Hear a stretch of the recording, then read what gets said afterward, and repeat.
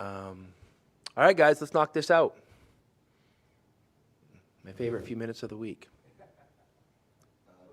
General thoughts on Auburn?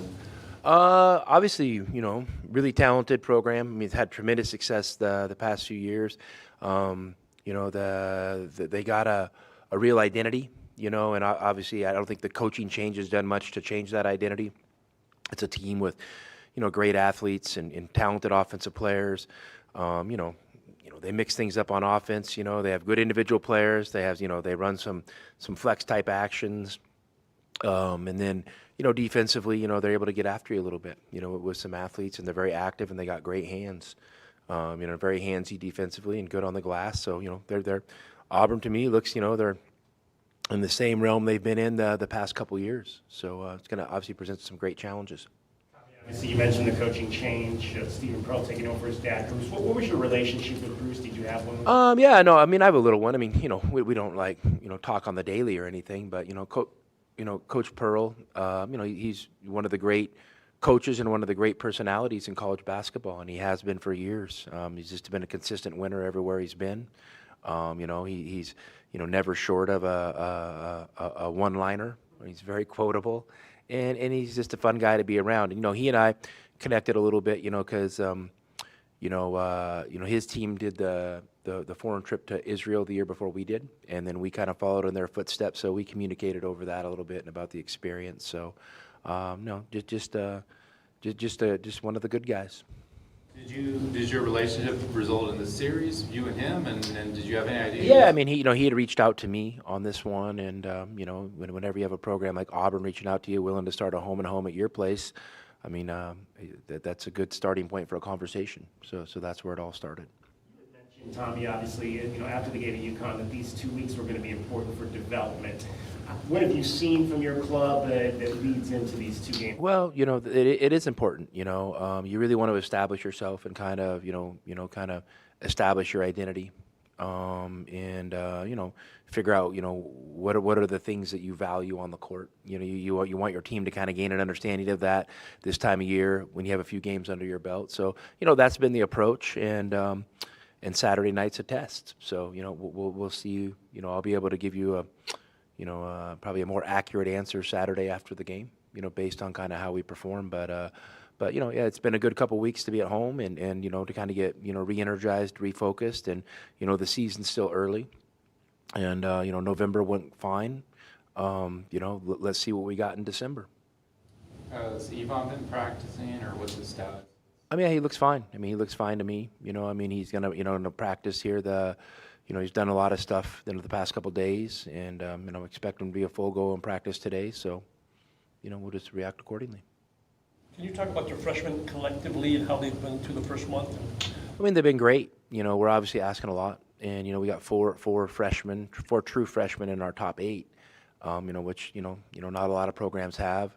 I'm happy with the progress they've made. I'm happy with the experiences they've gained.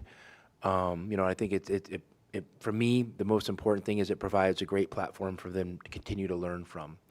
So I'm really happy where they're at, and I'm excited to see kind of what the next month brings from them. And it might not mean significantly more contributions. It might just be like kind of stabilizing, figuring out what consistency looks like, and things like that.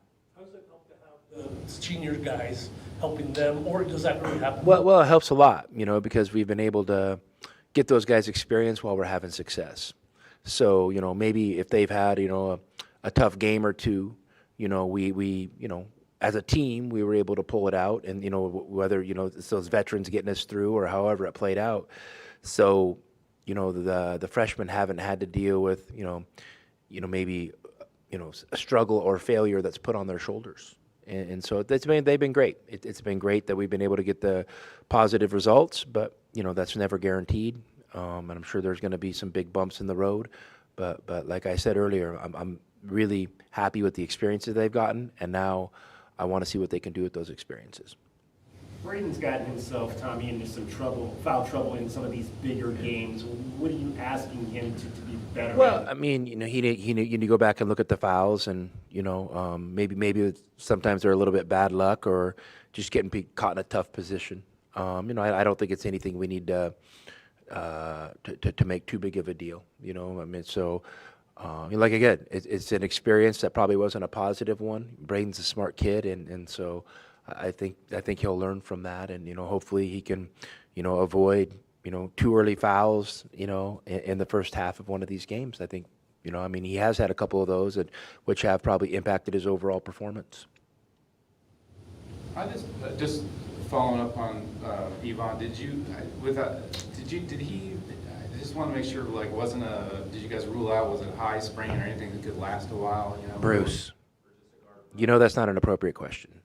Like, I told you, he had a sprained ankle. It was very accurate. Nothing happened.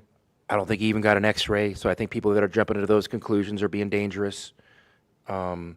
Let J-Rock do his job. He's one of the best. Let our doctors do the job. They do a great job. Let our strength coach do his job. They do a great job, and he's fine. I mean, I literally just walked by McKale, and he was outside shooting in a full sweat, shooting jump shots, and we practice at 2:30.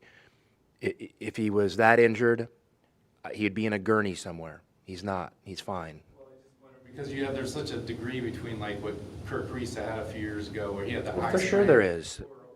I maybe. told you he had a sprained ankle, and he was fine. And I knew he was fine right after the game. I wasn't the one jumping to conclusions. So I would just let our trainers do their job. And if he can't play, he can't play.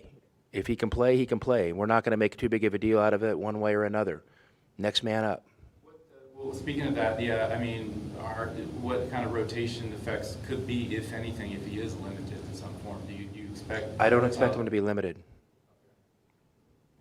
I'm not good with hypotheticals, Bruce. You know that. I mean, I was just wondering, like, are you figuring? No, Bruce, Dwayne he's to get- fine. Bruce, he's fine. He's fine. He's fine. Okay, I don't have to do injury reports, but I'm an honest guy. He's fine. And if he turns out to not be fine, we'll find out. As of now, he's fine. Coach, faced some pretty good forwards already this season. Keyshawn Hall is a guy that you're familiar with. Challenges. Keyshawn Hauser, he's really talented, offensive player. I mean, he looks like he's shooting the ball well. Obviously, he had a great game last night. The thing I remember from him here, he was really shifty and a lot quicker than maybe you felt like when you watched film. And yeah, so I mean, I'm sure that presents a lot of challenges, for anybody that's guarding him. I mean, obviously the guy's scoring over 20 points a game, had 29 last night or something like that. So, I mean, the dude can put the ball in the bucket. Good player.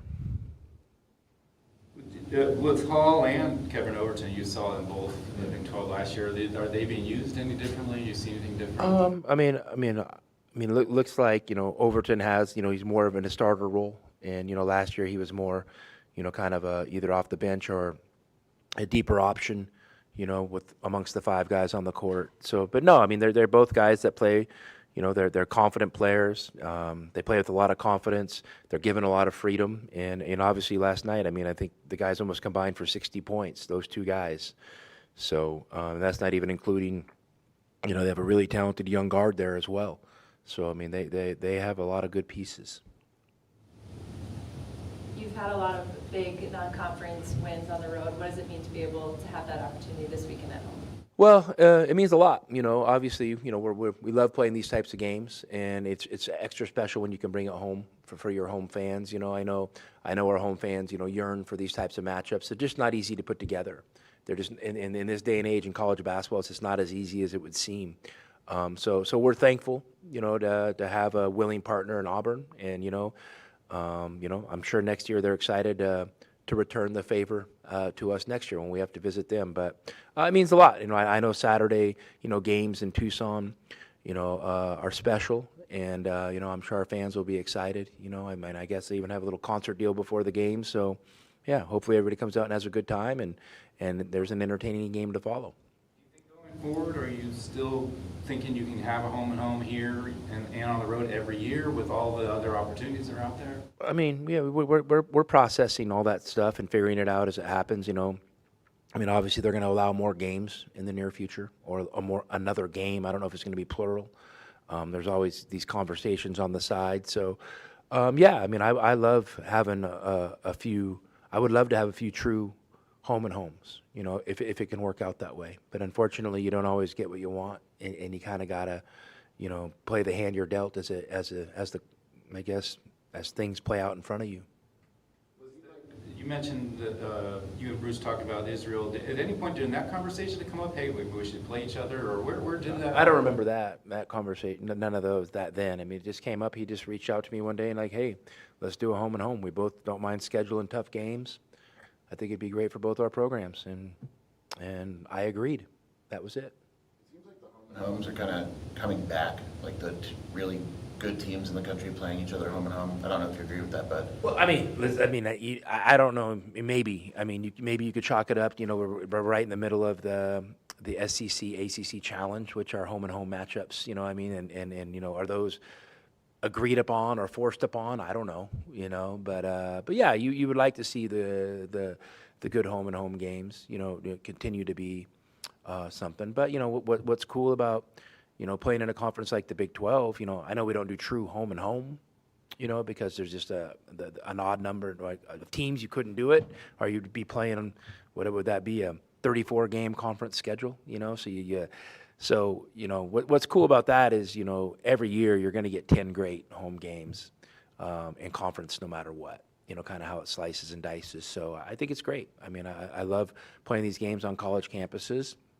But I also don't mind going and playing a good neutral game as well. I think it's important for your team to be good at that experience because that's the NCAA tournament is truly neutral games, in NBA style arenas. So I think it's good preparation.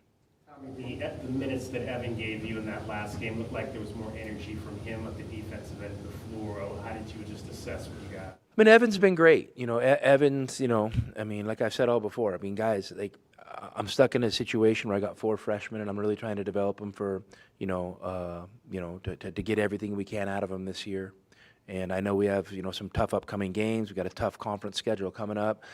And, I'm trying to, maybe get some of our higher end talent, more prepared. And that's all it is. I mean, there's no doubt that, Evan could be getting more opportunities. I mean, it's just a decision I've made. Evan's been great in practice, and he's been awesome, really, really helping us prepare. And I'm not when he's on the court, I'm not nervous. I think we're fine. So like I said, these seasons are long, and things happen over the course of these seasons. And Evan, needs to stay ready because he really could have some important moments for our team down the stretch run of this season. Partly because he is a grad, he's played it, in the Ivy League, started, that you don't feel he needs as much time to develop? I mean, and listen, it could be a combination of a lot of things. We were pretty honest with Evan when we took this opportunity. We had a player, in Conrad Martinez that I really liked, and it wasn't easy for me to get him the opportunities I felt like he deserved.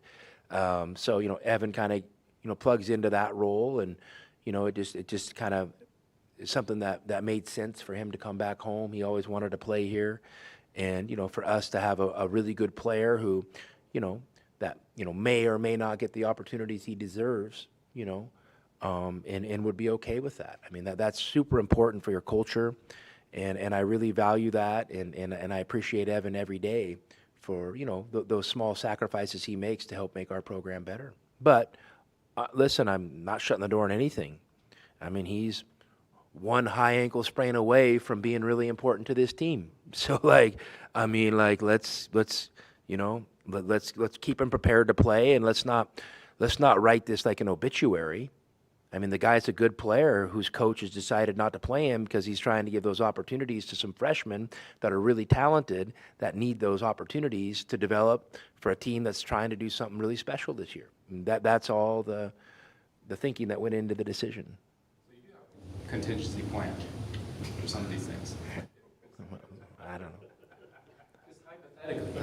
Oh my gosh. Here we go. We need to take this to Bob Dobbs, Bruce. What do you expect from your team this weekend, and how have you prepared them for this? Well, I expect us to come out and play with great effort against a really good opponent. In a great atmosphere, and we've prepared like we always would. First off, we focus on ourselves and the things we need to do individually and collectively as a group to be successful.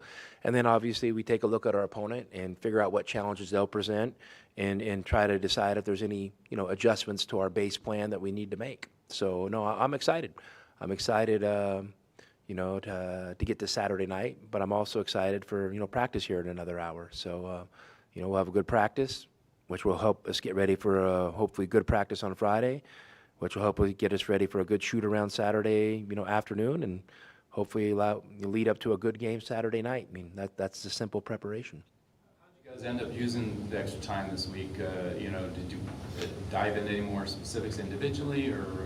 Just normal business as usual. Just the process of getting better as a team and getting better as individuals, with how it pertains to, contributing to the team. I mean, that was our focus this week. Nothing different than we would do in a normal week. All right, thanks, guys.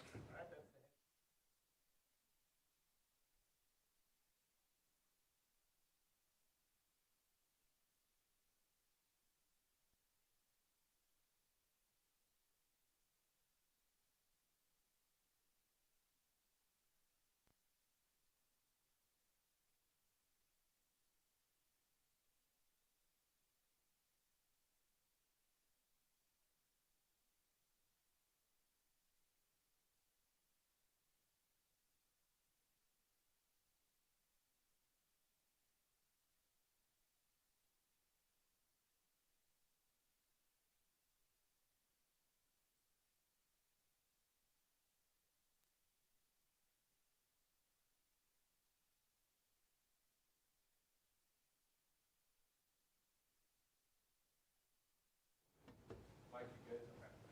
Yep, okay. Questions for Tobe? Big time opponent, you get to face them at home. Just overall thoughts on Auburn in general and being able to do it at McKale.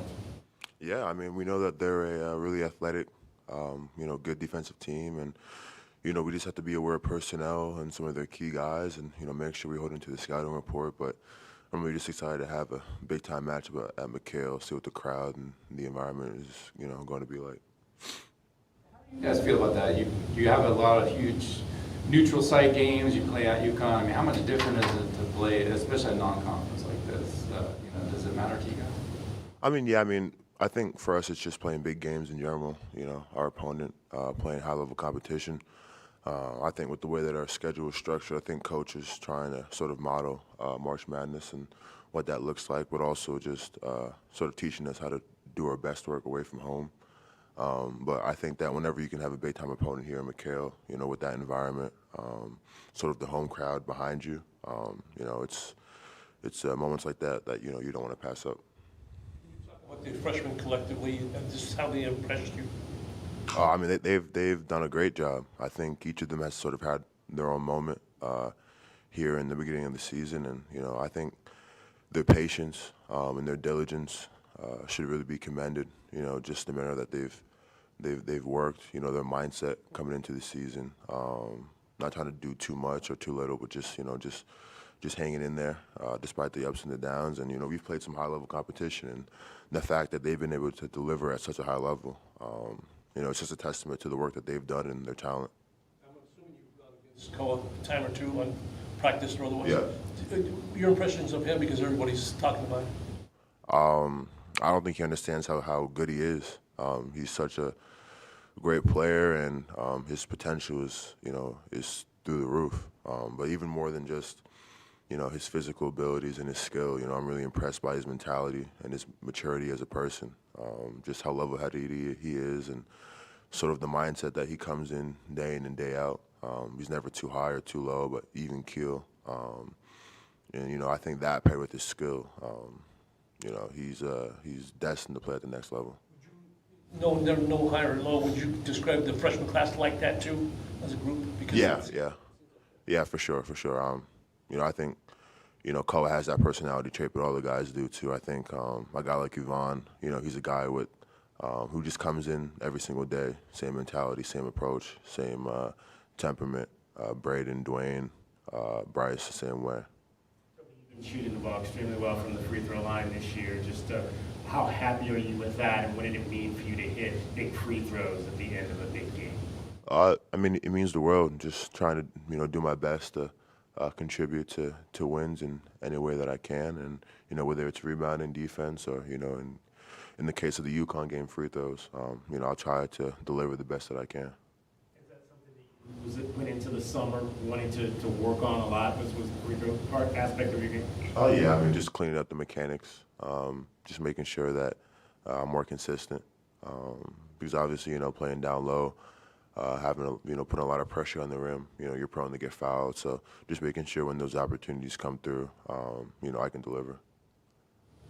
How did you end up spending, or how have you been spending this week? And did it allow time for you to work on more time on individual stuff, or anything else you've been doing, or maybe getting some rest? Yeah, I think it's just been rest and also just working on some individual techniques. Now you have sort of a good, load of games that you can look back on and see where you can improve and see how you can continue to build. Because, obviously skill development doesn't necessarily stop, once the summer ends, you can definitely get better throughout the season. And, despite our success, there's still room for improvement. So, just looking for ways that I can get better and contribute to the team. Was there any, along those lines, any particular moment or particular game, say whatever, UConn or whatever, where you watch that video and you're like, dang, I could be that better or whatever?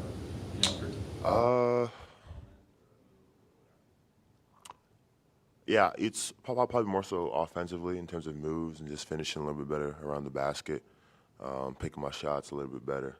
But, I think in terms of my perimeter defense, I've gotten much better, just sort of getting in and out of gaps, reading spacing and stuff like that, knowing when to help, knowing when not to, especially when I'm playing the forward position. So, yeah. Tobe, last time we talked to you, you were reading Inner Excellence. What was your top takeaway from that book? Just sort of your motivation and mindset for why you do what you do, sort of where that's coming from and why, and just having that be, the most authentic as possible.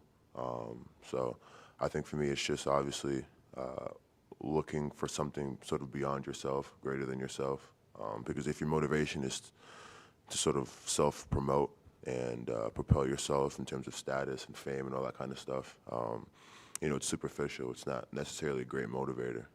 But if you're sort of looking beyond yourself in terms of God, faith, family, sort of the mark that you leave on everybody that you touch, I think that's much greater fuel for what you're doing. Have you counseled the young guys about this time of the schedule, games, finals, and how they need to approach that this part of summer? I mean, really, it's a long season. Non-conference is his own season. Conference is his own season. And then you get into the conference tournament and then into March Madness. So nothing is do or die.